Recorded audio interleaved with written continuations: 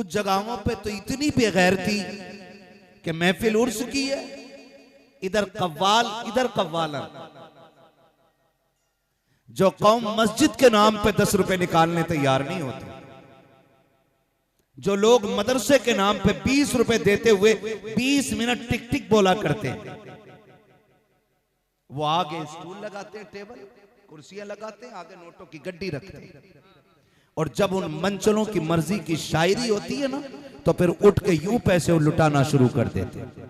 अब लुटाते हैं पैसा तो लगाने वाले कैमरे का फोकस करते और कहते हैं देखो आज पता चला मुखिया के बेटे पे कितना पैसा है, आज पता चला जमींदार के बेटे पे कितना पैसा है, आज पता चला फला के बेटे पे कितना पैसा है। मैं अर्ज करना चाहता हूँ, इस कौम को उस वक्त बिल्कुल ख्याल नहीं आता जब हराम कारियों में पैसों पे आग लगाया करते हैं। मैं पूछना चाहता हूँ, नचनियों पे पैसे लुटाने वाले, गवैयों पे पैसे उड़ाने वाले, मुझे इतना बताओ क्या हमारी सोसाइटी में बेवा औरतें नहीं रही हैं, या यतीम बच्चियां नहीं रह गई हैं? क्या हमारे मुआशरे में ऐसे बच्चे नहीं हैं कि जिनको एक वक्त का खाना मैसर नहीं होता है? आज भी सोसाइटी का जायजा आपने, कितनी बेटियों के इसलिए बालों में सफेदी आ गई कि बाप उनके वक्त पे हाथ पीले न कर सका, और बाप इसलिए हाथ पीले न कर सका कि दामाद खरीदने की ताकत नहीं थी, 10-5 लाख देने की हैसियत न थी, पेट भर के खाना खिलाने की बाप में ताकत न थी, इसलिए बेटियों के हाथ वक्त पे पीले न कर सका। हाथ जोड़ के कहना चाहता हूं, अगर रब ने दौलत से नवाजा के तो हराम में ना लगाइए, अय्याशियों में ना लगाइए, बदमाशियों में ना लगाइए। अगर रब ने दौलत दी है, आंखें बंद कर मुट्ठी में पैसा डाल, किसी बेवा की गोद में डाल दे, किसी यतीम के सर का सहारा बन जा, किसी गरीब का आसरा बन जा, और मुट्ठी बंद करके किसी गरीब की मदद कर दे। मैं ये नहीं जानता कि दुनिया क्या कहेगी, लेकिन इतना जानता हूँ इधर गरीब मुस्कुराएगा, उधर गुंबद खजरा में मेरा नबी मुस्कुराने लगेगा। नारे तकबीर, नारे रिसालत, नारे रिसालत, मसलके आला हजरत, मसलके आला हजरत, उलमाए अहले सुन्नत और से मुक़द्दस मुफ्ती हम्माद रजा मुरादाबादी। नारे तकबीर, नारे रिसालत। माशाअल्लाह माशाअल्लाह। कहाँ खड़े आकर के, हमें हो क्या गया? आज बेटियों का क्या हाल है पूछे? हमारी बेटियों को राह चलते छेड़ा जा रहा है, होश है हमें? हमारी बेटियों का बाहर निकलना मुश्किल हो गया, होश है हमें? हमें बस एक ही नशा चढ़ा है कि बस मेरा नाम कैसे हो जाए। कितने जमीन के अंदर चले गए और अपना नाम बड़ा ना कर सके। बड़ा नाम सिर्फ अल्लाह का है। अल्लाहु अकबर। किसका है? अल्लाह का। सारे बोले किसका है? अल्लाह। सिर्फ अल्लाह का है, और बड़ाई सिर्फ उसी की जात को जेबा देती है। हमारी औकात क्या है, हैसियत क्या है? पढ़ो आला हजरत को, वो तो ये कहते हैं मुजरिम को न शर्माओ, अब आप कफन ढक दो, मुंह देख के क्या होगा, पर्दे में भलाई है। बेशक सुभान अल्लाह। आज हर बंदा बड़ी करने में लगा जी, मैं मेरी बात बड़ी हो जाए, बड़ी के चक्कर में न पड़ हुए नाम वर बेनिशां कैसे कैसे, जमी खा गई आसमां कैसे कैसे। आज बड़े बड़े कब्रों में लेटे, किसकी बड़ी न हुई, किसका नाम बड़ा हुआ, किसकी शोहरत बढ़ गई? कुछ नहीं यार, कुछ नहीं। अल्लाह ने पैसा दिया ना, हम कमा रहे हैं। सुनो मेरी बात सुनो, कभी जमीन पर रह के सोचा करो, जमीन पर रह के सोचा करो। इस बार अल्लाह ने इतनी तौफीक दी मुझे कि मैं अपने अहबाब के या मिलने वालों के चंद जनाजों में शामिल हुआ, वरना कितने करीबियों के जनाजों में शामिल ना हो सका। लोग बड़े नाराज हो जाते हैं, फोन नहीं उठाता, नम तारीख नहीं देता, 3 साल से पीछे पड़े। भाई मुझसे पूछना, मैं अपने बड़े करीबियों के जनाजों में न जा सका, लेकिन इस बार कुछ जनाजे मिले, मैंने दुनिया को करीब से देखा। मैं कहना चाहूंगा सुनो, अगर तुम चाहते हो ना रब रसूल के करीब हो जाओ, तो यतीम, गरीब, मिस्कीनों के करीब हो जाओ। बेशक सुभान अल्लाह। आज हमारी सोसाइटी में एक दर्द बिखरा हुआ है, एक एहसास बिखरा हुआ है। सच ये है कि आज कोई कमजोर को सीने लगाने तैयार नहीं। बुरा ना मानिए, आज हम कर्ज भी उसे देते, कर्जे पे पैसा उसे देते जो पैसे वाला होता है, गरीब को तो कोई उधार देने भी तैयार नहीं। अल्लाह सही है हजरत, हक है हजरत, हक है। गरीब को तो कोई उधार देने भी तैयार नहीं, इसलिए कि ये नहीं दे पाएगा, और अमीर को इसलिए दे देते हो कि पैसे वाला ये लौटा देगा। नहीं, ये रब से मोहब्बत तो नहीं हुई ना। रब से मोहब्बत तो ये है जिसे कोई मुंह ना लगाता हो उसे तुम सीने से लगा दिया। क्या बात है, बेशक सुभान अल्लाह। ये रब से मोहब्बत का मयार है। जिसे कोई नहीं देता उसके तुम काम आ जाया करो। आज दर्द इतना बिखरा हुआ है, गरीब को दवा लेने के लिए कोई पैसा उधार देने तैयार नहीं। अल्लाह। और हमारी दीवार का पेंट मैला नहीं हो सकता है। अब ये कोड उतरा नहीं, हम दूसरा चढ़ा देते ताकि बिल्डिंगों की चमक में कमी ना आए। और भाई बिल्डिंग चमकाने से कुछ नहीं होने वाला है, अगर चमकाने तो दिल चमकाओ। जब ये चमकते हैं ना तो फिर अंदर बाहर सारा रोशन हो जाता है। और जब ये काले होते तो बिल्डिंगें जितनी चाहो सफेद बना लो, इसकी सियाही यहां दिखाई देने लग जाती है। गलत नहीं कह रहा हूं। 60 साल से नमाजें पढ़ रहे हैं, 70 साल से सजदे कर रहा है, लेकिन चेहरे पे लानत बरसती है। मस्जिद नहीं जाता, 5 टाइम पढ़ता हूं। क्यों नहीं चमके दिल?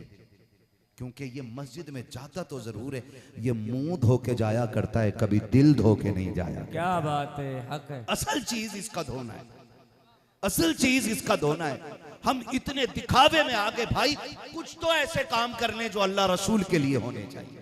बेशक कुछ ऐसे काम हमारे हों जो सिर्फ अल्लाह रसूल के लिए है।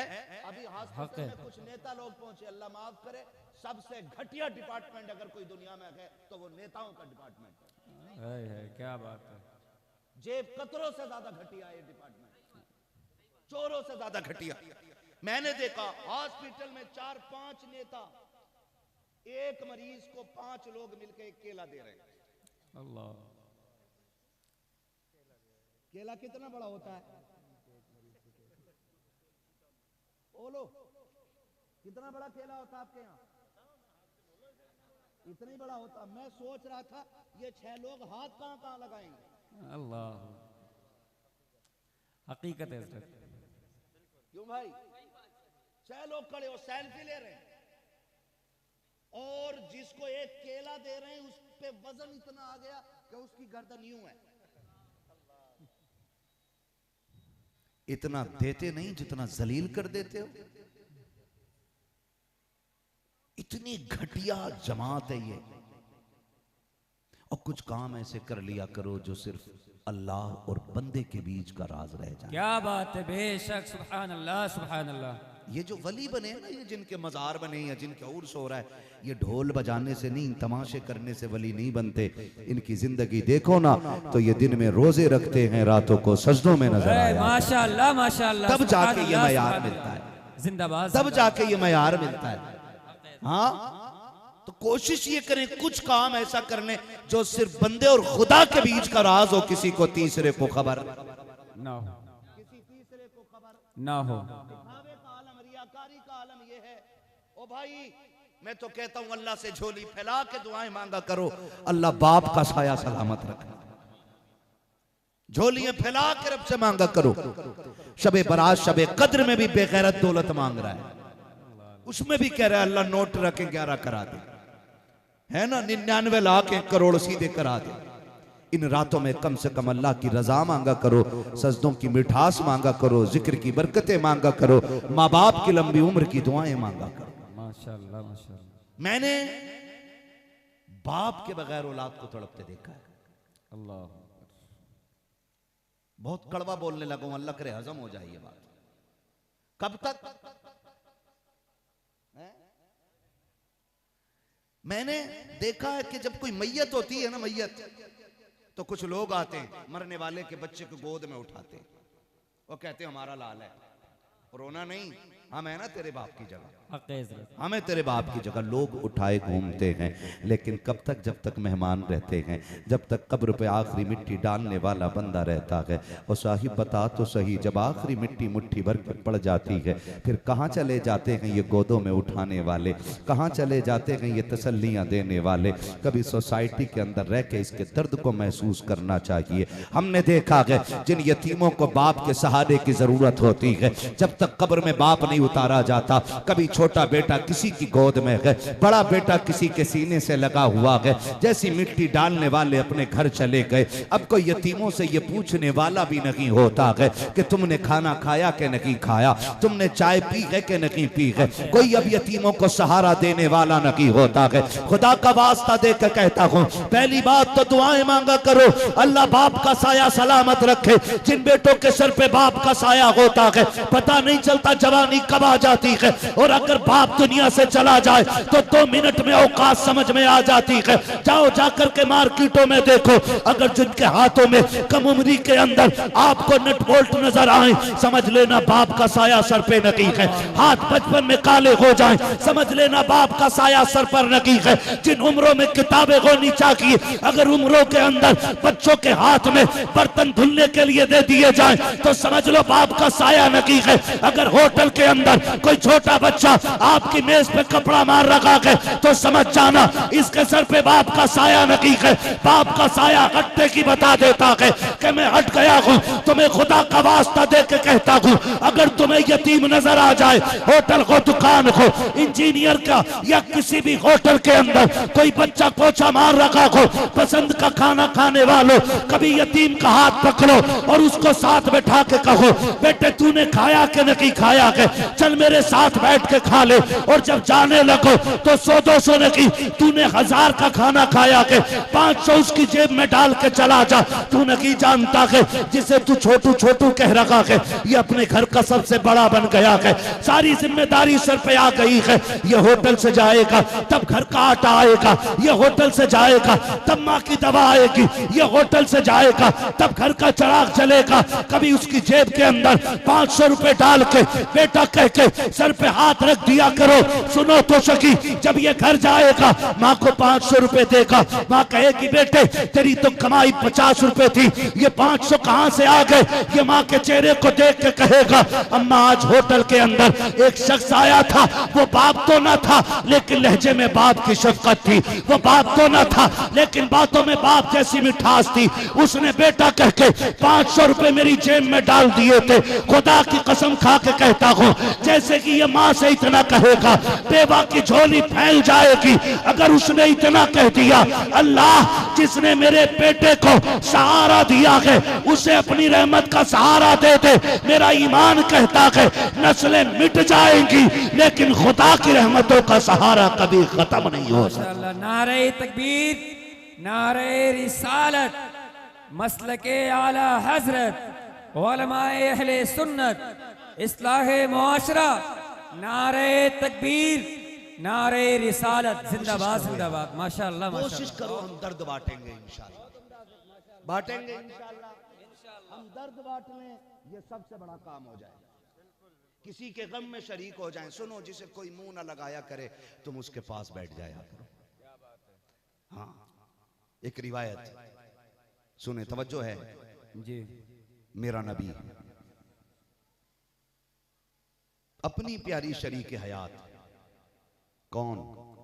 सच्चे बाप की सच्ची बेटी, पारसा बाप की पारसा बेटी, जन्नती बाप की जन्नती बेटी, क्या बात है, बेशक। सिद्दीक बाप की सिद्दीका बेटी, हजरत आयशा सिद्दीका रज़ी अल्लाह ताला अन्हा से मेरे नबी ने फरमाया, आयशा सुने, बहुत गौर से सुनना, ये बात आपने कई बार सुनी होगी लेकिन मैं कुछ और बताना चाहता हूं। आयशा जी या रसूल अल्लाह का आज हम बहुत खुश हैं, आज जो चाहो मांग लो, आज जो चाहो मांग लो।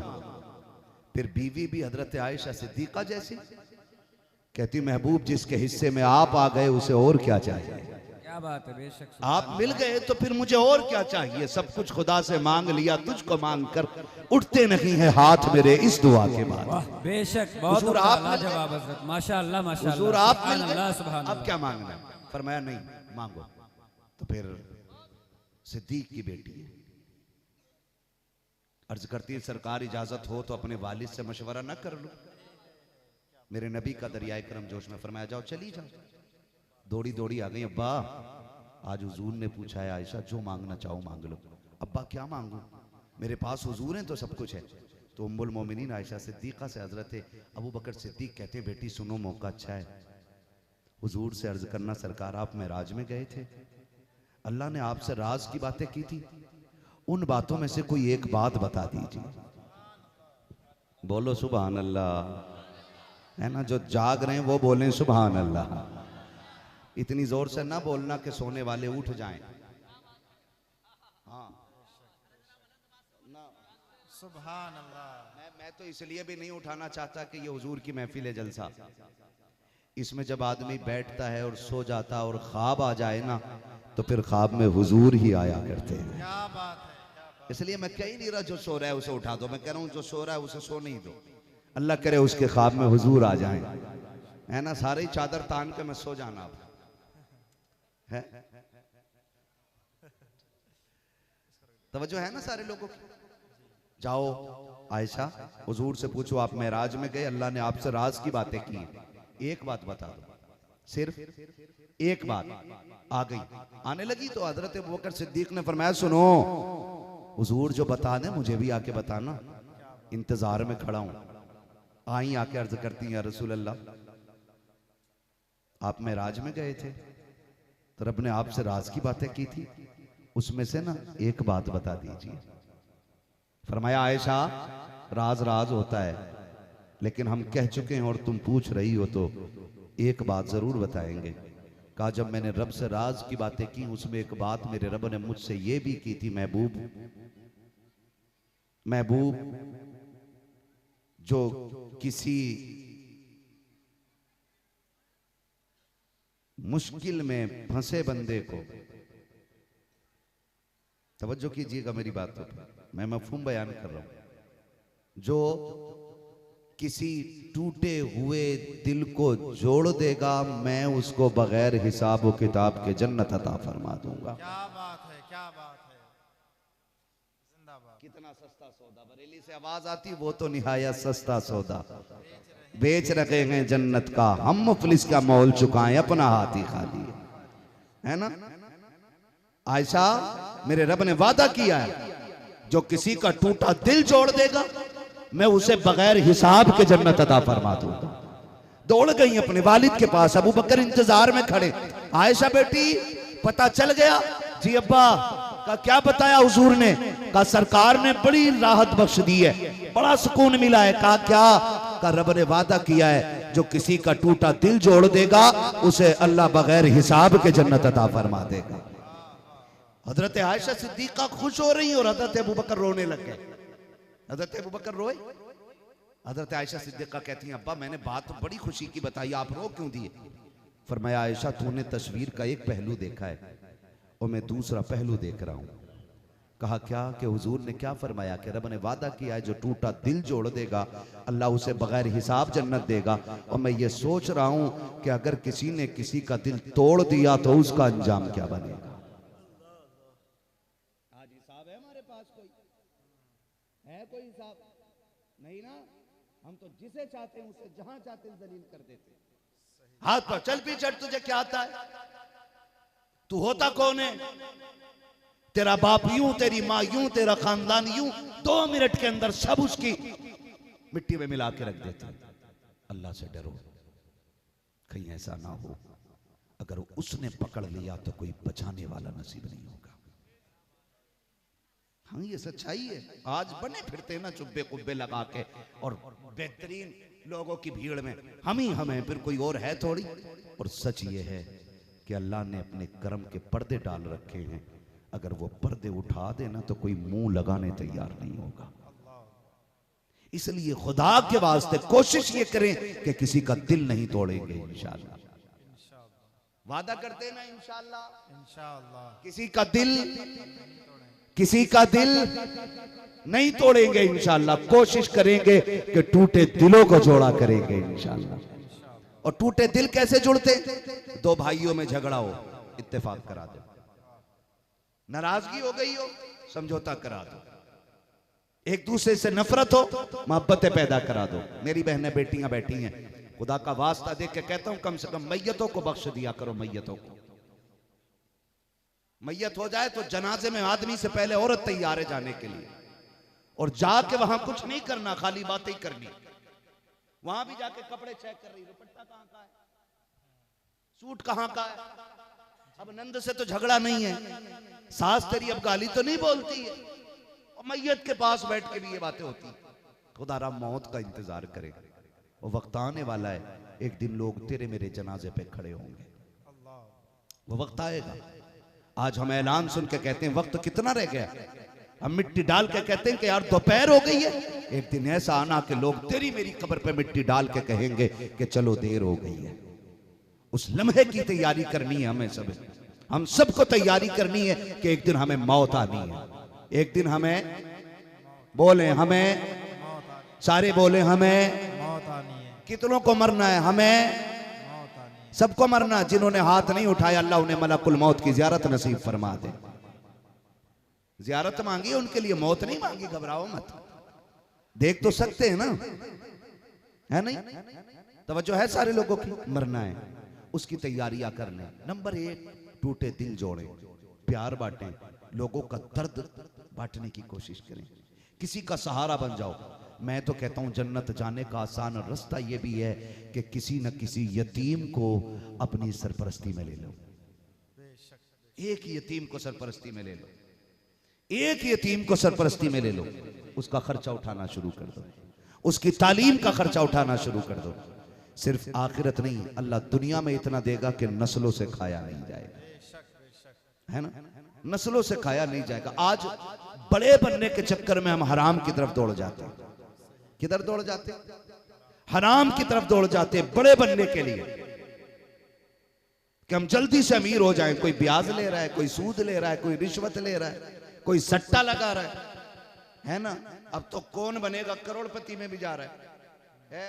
और वो जो टीमें बना के खेलते हैं, मैचों में सट्टा लगा रहे हैं, तो मैच में लगता नहीं भी सट्टा, उसमें भी जितनी नई नस्ल है ना हमारी, ये सब उसी में तबाह होती जा रही है। मैं नई उम्र के बच्चों से कहना चाहूंगा, अपने हाथों में मोबाइल ना लेकर के कलम और कॉपियां ले लो, ये आप पे लाजिम है, वरना कल आपको कोई भीख देने के लिए भी तैयार नहीं होगा। नौकरी तो बड़ी चीज है, पढ़ो और अपना हक लेने के हकदार बनो।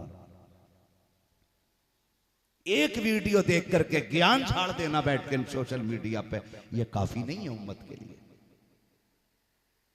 अमली तौर पे तैयारी हमें करनी होगी, फालतू के खर्चों से निकल के हमें जरूरत की जगह पे पैसा लगाना होगा। मुझे बताएं, हमारे इस पूरे इलाके में कितने IAS IPS हैं? कितने हमारे इस इलाके में? बोलो, है भाई? नहीं है ना इस इलाके में अपने IAS IPS? नहीं है। क्यों? क्योंकि हमारा एजुकेशन का जो लेवल है ना, ये बहुत नीचे हो गया। और एक मजार ऐसा दिखा दो जो 50 साल पुराना हो और उस पर टाइल्स ना लगी है, सही बात है, गुंबद ना बनाओ, बुरा ना मानिएगा। मैं बरेलवी हूं हक है, और मैं आला हजरत की फिक्र को आगे बढ़ाने की बात कर रहा हूं, अंधभक्तों वाली सोच पे चलने वाला नहीं। वाह वाह, मेरा अपना नजरिया यह है कि उन्हें जाना, उन्हें माना, न रखा गैर से काम, लिल्लाहिल हम्द में दुनिया से मुसलमान गए। बेशक बेशक। एक मजार ऐसा नहीं मिलेगा 100 साल पुराना आज जिस पे गुंबद ना हो, जिस पे टाइल्स ना हो। हद हो गई हमारे मजारों पे। वो कौम जिस कौम में IAS होने चाहिए थे, IPS होने चाहिए थे, उसमें भी अंधभक्त हो गए हैं। कोई 20 किलोमीटर से 10 गज की चादर लेके आ रखा है, कोई 15 किलोमीटर से 5 हाथ की चादर लेकर के आ रखा है, नंगे पैर चल करके आ रखे हैं। मुझे तो लगता था जब ये ऐलान होता है फला बाबे के मजार पे आज 40 गज की चादर आ रखी है, 50 किलोमीटर से लोग लेके आ रखे हैं, ख्याल जाता है चादर इतनी अकीदत से ला रखे होंगे तब तो निरे नेक होंगे। लेकिन पता चलता है कि थकन से बचने के लिए ये शराबे पी पी के आ रखे हैं, ये नशे करके आ रखे हैं। वलियों से मोहब्बत का मैयार ये नहीं है कि तुम शराबों के आदी हो जाओ, तुम नशों के आदी हो जाओ। वलियों से प्यार का मतलब तो ये था कि अगर कल तक झूठ बोलते थे आज इनके नाम पे सच बोलना शुरू कर दो, कल तक हराम खाते थे तो हलाल खाना शुरू कर दो और दुनिया को बता दो सिर्फ नारों के लिए अल्लाह वाले नहीं बल्कि किरदार में भी हम अल्लाह वालों की तरह अमल करने की कोशिश। क्या बात है, जिंदाबाद जिंदाबाद, माशाल्लाह, बहुत अच्छा पैगाम। क्या ये अंधभक्ति नहीं है? सही है? मौलवी की इमाम की तनख्वाह बढ़ाने की बात आ जाए तो कह रहा 12,000 दे के क्या करोगे? बिल्कुल।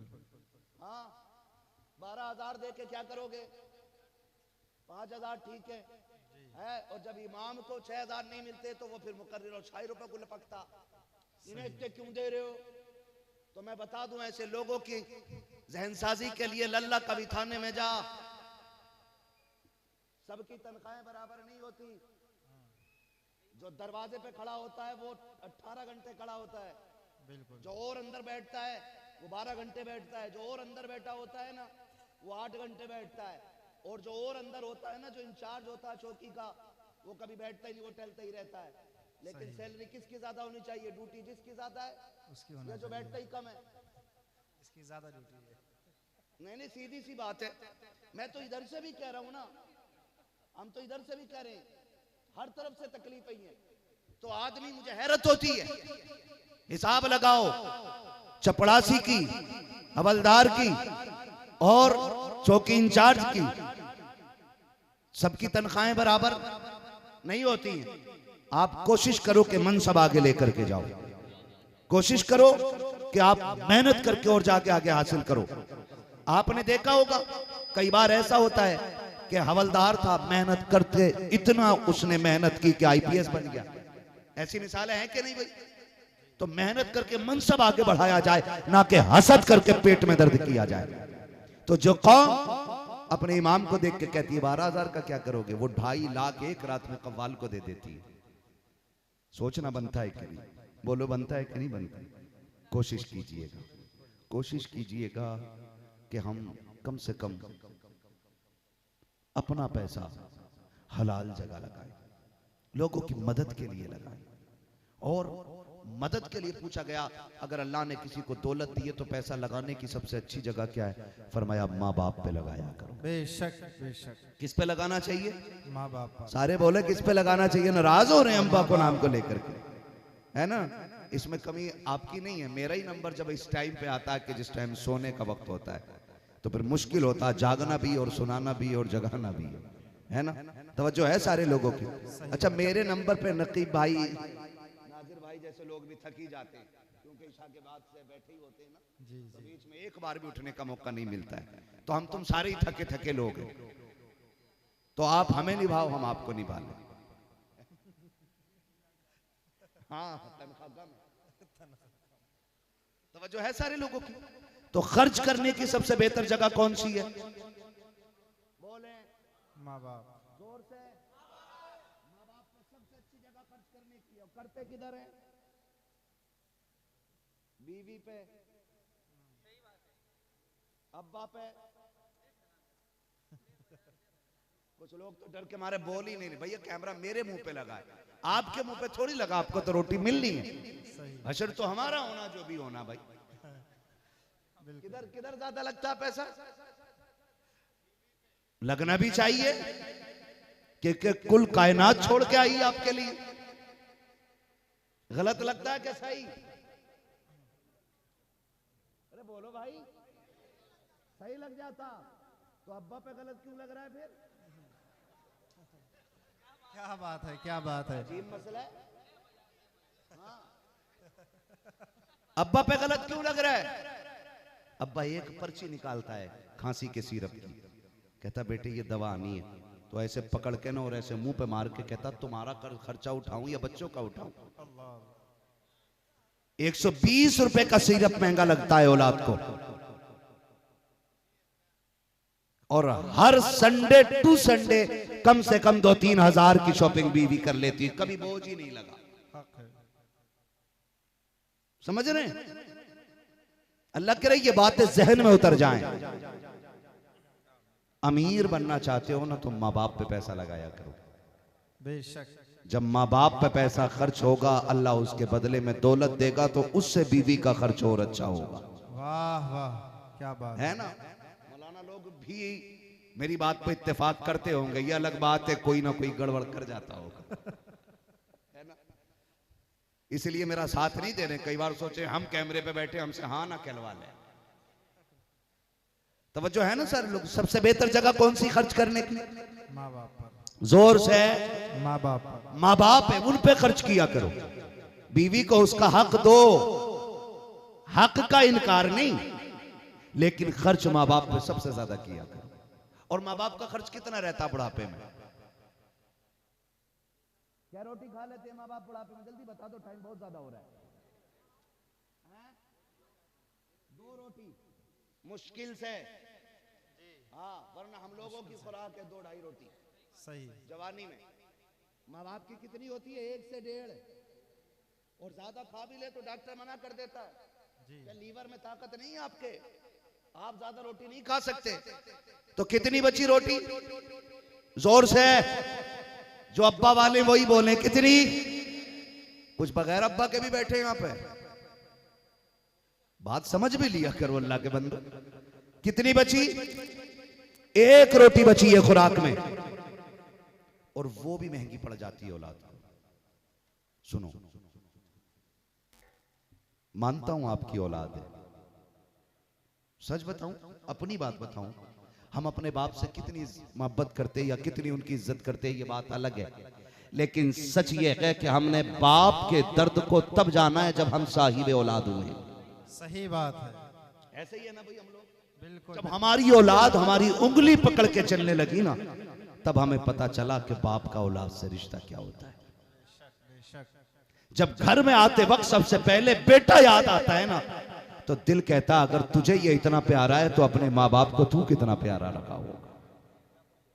तब एहसास होता है कि माँ बाप कितनी बड़ी दौलत है। और आज एक बेटा एक 160 रुपए के सिरप को देख के कहता है कि तुम्हारे खर्चे उठाऊं या अपनी औलाद का खर्चा उठाऊं। जब ये जवाब बाप को सुनाई देता है, आज लोग बात करते हैं फलां का बाप इंतकाल कर गया, क्या हो गया? कि हार्ट अटैक हो गया। हार्ट अटैक कैसे हुआ? कि पता नहीं चल सका, चिकना बहुत खाता होगा, किसी ने कहा तेल खाता होगा, किसी ने कहा गोश्त ज्यादा खाता होगा। नहीं नादान, ये बाप की धड़कनें तो आज रुकी है। ये मर तो उसी दिन गया था जिस दिन बेटे ने इसके मुंह पे दवा का पर्चा फेंका था। मर तो ये उसी दिन गया था जिस दिन बेटे ने कहा था तुम्हारी रोटियां बोझ बन गई है। बाप तो उसी दिन मर गया था जिस दिन बेटे को एक रोटी भारी लग गई थी। खुदा का वास्ता दे के कहता हूं, अपने बाप के लिए अपने चूल्हे की पहली रोटी बाप के हवाले कर दिया करो। खुदा की कसम, बाप की ताकत डॉक्टर के सिरप से नहीं, इंजेक्शन से नहीं, उसकी दी हुई दवा से नहीं। अगर बेटा बाप को प्यार से देख लेता है तो जितनी ताकत बाप को बेटे की नजर से मिल जाती है वो डॉक्टर के हुनर से नहीं मिला करती। क्या बात है, वाह वाह, जिंदाबाद जिंदाबाद, माशाल्लाह, बहुत अच्छा पैगाम, माशाल्लाह, बहुत वक्त दिया करो, माँ बाप को वक्त दिया करो। ये लोबान किसने सुलगा दिया? लास्ट हो गया। तवज्जो है ना सारे लोगों? करेंगे इंशाल्लाह। सच्ची बात, बहुत गौर से सुनिए, कोशिश कीजिएगा कभी माँ बाप का दिल ना दुखे, कभी माँ बाप का दिल ना दुखे। अगर ये रूठ गए ना तो काबे में जाके मर जाना। अल्लाह उस वक्त तक जन्नत नहीं देगा जब तक इनसे हिसाब बराबर नहीं करा लेगा। सुन लिए बात? आ गई समझ में? और एक रिवायत बताऊं, अल्लाह करे ज़हन में उतर जाए, कयामत कितने लोगों को जन्नत में जाना था? हाथ उठा के बता दे। सुभान अल्लाह, जितने लोगों ने हाथ उठाए अल्लाह सबको साहिबे मजार के सदक़े में जन्नती बना दिया। आमीन, अल्लाह मस्तान बाबा के सदक़े में अल्लाह सबको जन्नत अता करे। बोलो आमीन। हाँ जी, सारे ही जन्नत में जाना चाहते और रहनी भी चाहिए तमन्ना, है ना? और ये दुआएं मांगा करो अल्लाह से, अल्लाह मुझे जन्नती बना दे। धोखे में ना रहना कि अपने बाप के नाम में लिखी हुई जन्नत है। बड़ा लठ चलेगा अगर इतना सा भी कसर रह गई ना, कोई बचाने वाला नसीब नहीं होगा आसानी से। थोड़ा सा हिसाब करें, डरें अल्लाह से, खौफ रखें, दुआएं मांगते रहें। गुनाहगार में भी आप भी हैं, कोई दूध का धुला नहीं, लेकिन हुजूर ने फरमाया शफाअती ली अहलिल कबाइर मिन उम्मती, उम्मती परेशान ना हो, तुझसे गुनाह हो गए तो सुन मेरा ऐलान सुन, मेरी शफाअत मेरी उम्मत के बड़े बड़े गुनाहगारों के लिए। क्या बात है, वाह अरे वाह। भैया, हैं?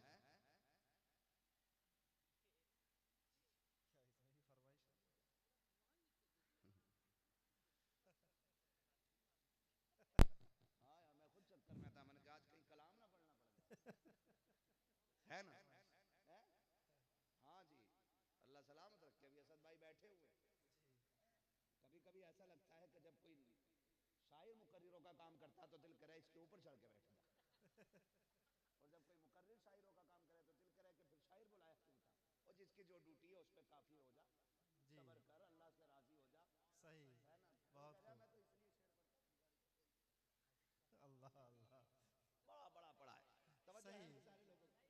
बिल्कुल बिल्कुल सही। जिसकी जो टूटी है ना वो मसला क्या भैया, तेरे साउंड में गोली क्यों चल रही? मैं क्या अर्ज कर रहा था आपसे अभी? बहुत अच्छी तकरीर सुनने माशाल्लाह। हाँ जी, माँ बाप के हवाले से तो अर्ज कर रहा था। मैंने साथ में ये भी अर्ज किया कि हम सारे गुनाहगार हैं, लेकिन जन्नत की उम्मीद अल्लाह से रखनी है, और साथ दुआ भी करनी है, और साथ जन्नत जाने के रास्ते भी आसान कर,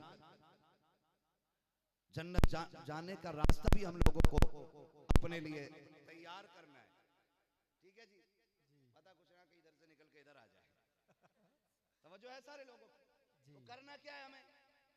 बोलो, माँ बाप को राजी रखना है। किसको राजी रखना है? माँ बाप। किसको राजी रखना है? ये सिर्फ जलसे में नहीं रहना चाहिए, घर भी असर होना चाहिए। काम करके आया, सुनो ये बेटियां बैठी हैं, थोड़ा कंट्रोल में रहा करो।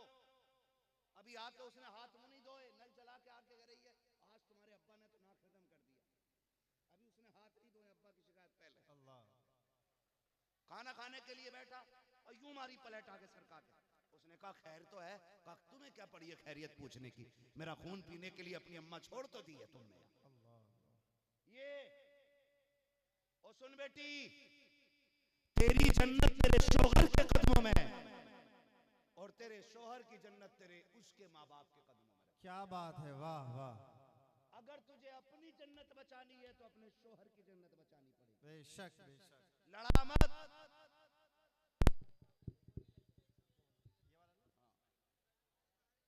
लड़ाइए मत, मोहब्बतें बांटिए, प्यार बांटिए, और शोहर को माँ बाप के खिलाफ खड़ा मत कीजिए। और मैं उन बीवी के गुलाम शोहरों से कहना चाहूंगा कि जो बीवी की एक धमकी में माँ बाप को छोड़ देते हैं, अगर ये फैसला करना पड़ जाए कि इंतखाब किसका करना है, तो औलाद भी ठुकरानी पड़ जाए तो छोड़ देना, लेकिन माँ बाप को मत छोड़ना।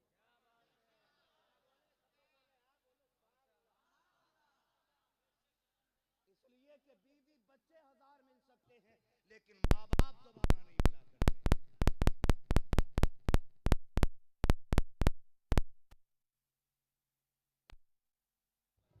हेलो, नहीं वो उस पार हुआ ना, उसकी वजह से, वो उसकी वजह से वहाँ धुआं निकला ना। खैरियत है? हेलो हेलो, ये नहीं करेगा, हम पकड़े हैं ना इसको। समझ रहे मेरी बात? मेरे ही हाथ में ठीक है ये देख लीजिए। अपने माँ बाप के साथ रहे। और बेटियों से मेरी गुजारिश है, जो बेटियां अपने बाप के घर 8 लोगों का खाना बना लेती हैं, ससुराल आके उन्हें 3 लोगों का खाना भारी क्यों लगता है? अपने घर में बेटी तू 8 लोगों का खाना बना सकती है, और ससुराल में 3 का खाना भारी लग रहा है। अपने शोहर से कह रही है नहीं जी, मुझसे तुम्हारे अब्बा के हिस्से की रोटी नहीं बनने वाली, तुम्हारी माँ के हिस्से की रोटी नहीं बनने वाली। और मेरी बेटी, अगर तुझे अपने माँ बाप प्यारे हैं तो शोहर को अपने माँ बाप प्यारे क्यों नहीं हो सकते? इतनी सी बात जहन में डालनी है, इतनी सी। माँ बाप वहां छोड़ के आई है, अल्लाह से दुआ कर, अल्लाह इस आंगन में तुझे माँ बाप अता कर दे। उस आंगन में बहनें छोड़ के आई है, अल्लाह से दुआएं मांग, अल्लाह तुझे इस आंगन में बहनें अता कर दे। वहां भाई छोड़ के आई है, ये भी दुआ कर, अल्लाह तुझे इस आंगन में भाई अता कर दे। इस नजर के साथ यहाँ आके बैठ, अल्लाह की इज्जत की कसम खा के कहता हूँ, तुम दीन को अपना लो, मोहब्बतें तुम्हें सीने से लगाना चाहिए।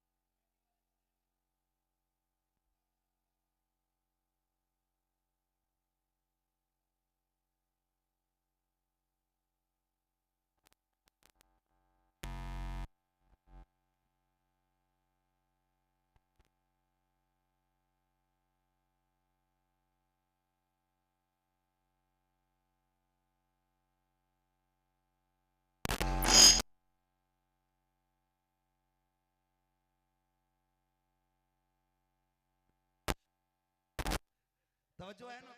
देखो कमेटी वालों का मुंह, जानते हैं आप इन्हें? जानते हैं आप इन्हें कमेटी वालों को? अरे जानते हो कि नहीं? हैं? बस्ती के ही होंगे। अच्छा एक बात बता दो कि किसी कमेटी वाले को अपने दरवाजे पे अपने बच्चे के लिए कभी 10 रुपए मांगते हुए आपने देखा? देखो यार गौर से देख लो। ये वाला भैया आया कभी 500 रुपए मांगने? ये कभी कहा कि मेरे बच्चों की दवा आनी है 10 रुपए दे दो? किसी ने आके 100 रुपए मांगे? नहीं ना। क्यों नहीं मांगे? क्योंकि गैरत है। गैरत है। अगर इन्हें अपना पेट पालना होता ना तो ये पहले अपने लिए तुम्हारे दरवाजे पे जाके भीख मांगते। ये हुजूर की महफिल के लिए इसलिए उठ जाते हैं, उर्सों के लिए इसलिए खड़े हो जाते हैं ताकि महफिल सजे और दीन की बात लोगों तक पहुंचे। उसमें भी कुछ लोग इतना कमीनापन करते हैं कि उन्हीं के पीछे पड़ जाते हैं जो अच्छा काम करते हैं। मैं इस कमेटी से गुजारिश और करूंगा, ये कमेटी खाली जलसे की कमेटी नहीं होनी चाहिए। ये कमेटी हुजूर के दीन की कमेटी बन जानी चाहिए, उम्मत की कमेटी बन जानी चाहिए। आपने जैसे इस उर्स के लिए चंदा किया होगा ना, जलसे के लिए किया होगा, भले एक जलसा कम कर देना। अगर आपको पता लग जाए कि बस्ती में कोई बेवा औरत है, बच्ची जवान हो गई है और घर उसका चलाने के लिए पैसा नहीं है, बेटी ब्याहने के लिए पैसा नहीं है, एक चंदा उसके लिए करना और उस बेटी के हाथ पीले करा देना। जाओ, गारंटी है मेरी, तुम किसी यतीम बेवा की बच्ची को सहारा दे दो, उसके लबों पे मुस्कुराहट दे दो, फिर बेफिक्री के साथ मर के कब्र में आ जाओ। तुम्हें कफन से मुंह निकालने में देर लगेगी, मेरे नबी को मदीने से आने में देर नहीं लगेगी। करेंगे इंशाल्लाह ये कोशिश भी भैया, अल्लाह करे। इस कमेटी का जब भी आपके पास ये पैगाम आए ना कि हमें एक बेवा की शादी के लिए इंतजाम करना है, एक यतीम का इंतजाम करना, गरीब का इलाज कराना है, तो जैसे आपने जलसों में प्यार दिखाया है ना, ऐसी गरीब के लिए प्यार दिखाएंगे। और सुनो, मसला के आला हजरत ये है कि जिस मजार पे एक चादर पहले से पड़ी हो, उस मजार पे दूसरी चादर डालने की उस वक्त तक इजाजत नहीं जब तक पहली वाली पुरानी ना हो जाए या फट ना जाए, उस वक्त तक दूसरी चादर डालने की इजाजत नहीं है। इसे मसला के आला हजरत कहते हैं। और अगर कपड़ा देने की हो, आपको पता हो कोई बेवा, कोई यतीम, कोई बच्ची है, तो आप एक जोड़ा कपड़ा खरीद लीजिए और मजार पे लाइए मस्तान बाबा के और कदमों में रख के कहिए, बाबा मैं आज आपके लिए चादर नहीं लाया हूँ, आज आपके लिए संगे मरमर नहीं लाया हूँ, आज आपके लिए अगरबत्ती नहीं लाया हूँ, एक जोड़ा खरीद के लाया हूँ। मजार वाले बाबा, ये तेरी तरफ से फला बेवा के लिए है, फला यतीम के लिए है, फला गरीब के लिए है, फला बच्ची के लिए है, फला कमजोर के लिए है। वो जोड़ा जा करके मजार वाले की तरफ से उस बेवा और यतीम को दे दे। कसम खुदा की, शायद तेरी चादर से मजार वाला उतना राजी नहीं होगा जितना इस जोड़े से राजी हो जाएगा। तू एक जोड़ा उसके नाम पे किसी गरीब को दे के दे, मजार वाला भी राजी हो जाएगा, साथ में काबे वाला भी राजी हो जाएगा।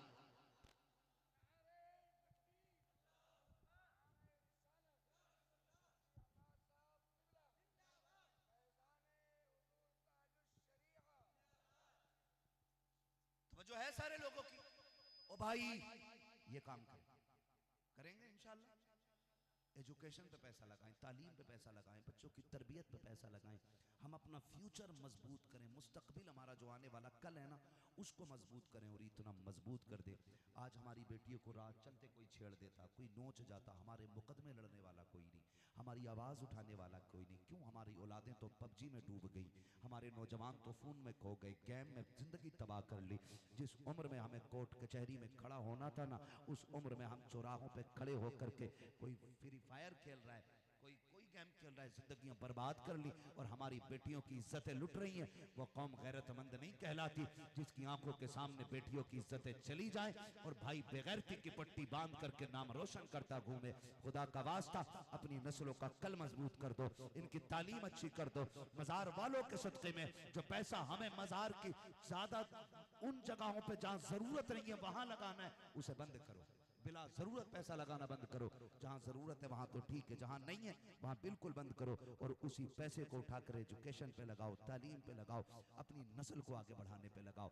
लगाओ मजार वाले के नाम से लगाओ, कपड़े बनाओ मजार वाले के नाम से बनाओ, बच्चों की तालीम पे लगाओ, मजार वाले की तरफ से लगाओ। हमारी गोलक अल्लाह माफ करे, इतने बड़े बड़े उर्स होते हैं। नाजिर रजा साहब, मैंने 4-4 फीट की गोलकें देखी हैं, नोटों से भरी हुई हैं, गिनने वाला कोई नहीं है। क्या कर रहे हैं उन पैसों से मजारों पे, क्या हो रहा है उन पैसों से? अगर अल्लाह ने इतना पैसा मजारों को दिया है तो ऐसी सोसाइटियां मजारों की होनी चाहिए कि उसके जरिए यतीम उम्मत की कफालत होनी चाहिए, गरीबों की एजुकेशन का इंतजाम होना चाहिए मजार वाले की जानिब से। अगर पैसा अच्छा है, यूनिवर्सिटी तामीर होनी चाहिए ताकि दुनिया को पता चले मजारों पे सिर्फ लंगर नहीं लुटाए जाते, मुस्तफा की उम्मत के मुस्तकबिल भी बनाए जाते हैं।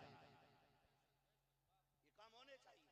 बातें कड़वी हैं, लुटेरों को बुरी लगेंगी, डकैतों को भी बुरी लगेंगी, जो ठग बैठे उन्हें भी बुरी लगेंगी, लेकिन जिन्हें कल बेहतर देखना मुस्तकबिल अपनी कौम का, उन्हें बुरी नहीं लगेगी, उन्हें बुरी नहीं लगेगी। इतना डालो इनकी गोलक में पैसा कि उसी पैसे से उठा करके हमारे गरीबों की तामीर हो जाए, हमारे गरीबों की तामीर हो। भैया रहने दो, चलो छोड़ो, बात चल रही है, काम तो चलने दो ना। मैंने पहले ही कह दिया 100 से 50 अच्छे है तो रोजी हलाल इकट्ठी करेंगे इंशाल्लाह। कैसी बोलें जोर से, कैसी हलाल रोजी कैसी लेनी? मर जाना लेकिन हराम हराम नहीं खाना। आप अंदाजा लगाइए, आज अक्सर आदमी ना जिस पे जरा सी थोड़ी सी गुनगुनाहट आ गई, फिल्टर पानी पी रहा। कैसा पानी पी रहा है? फिल्टर। क्यों? डॉक्टर ने कहा कि नहीं गंदा पानी पीने से ना लीवर खराब होता, किडनी फेल हो जाती है ना, तो कह रहा फिल्टर पियो। तो अब सब मोल लेके पानी पी रहे हैं। ये बात समझ में नहीं आती। डॉक्टर ने अगर ये कह दिया गंदा पानी पीने से लीवर खराब होता है, किडनी खराब होती है, तो हम उसकी इतनी मान लेते हैं कि फिल्टर पीते हैं। नबी ने जब ये बता दिया हराम खाने से नस्लें खराब हो जाती हैं, तो उसे मानने के लिए तैयार क्यों? उसे कब मानेंगे? एक डॉक्टर के कहने को मुट्ठी बंद कर लेते हैं बात पे कि जी अब इसके खिलाफ नहीं होना है ना। किसी को शुगर की प्रॉब्लम हो, डॉक्टर कहते मीठा ना खाना, तुम मीठे की गली से नहीं गुजरता, डॉक्टर ने मना किया। ब्लड प्रेशर हाई हो तो नमक नहीं छूता है,